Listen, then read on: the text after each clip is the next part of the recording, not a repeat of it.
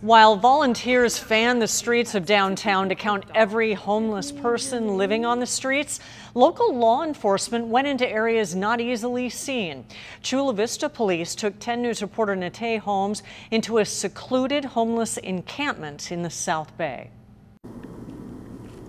It's a large area. It's not very easily accessible. The line of sight is pretty hard with all the berms and the trees and vegetation. Chula Vista Police made it through the shrubs early this morning to do their annual homeless count. They came across this elaborate homeless shelter. It's not something that you can patrol on a routine basis. The structure is built with a window and door, and even a small garden-like area. So they have plenty of time to come out here and build up their structures. Last year's count revealed there are more than 8,500 homeless San Diegans.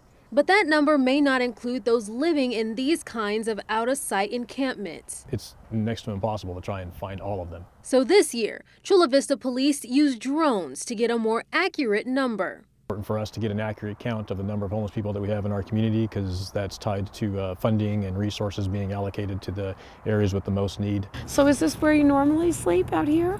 Yes. Okay. Volunteers from Catholic Charities fan the streets of downtown, speaking to those who have no place to go. I work out with my husband.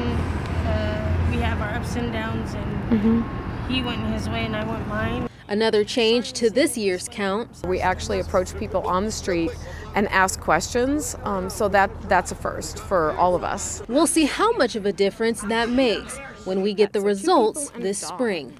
Nate Holmes, 10 News. And we will be there when those results come in. Organizers in downtown say they're confident that this year's numbers will be accurate because of the multi-day count. It is required by the U.S. Department of Housing and Urban Development for San Diego to receive federal funding for homeless services.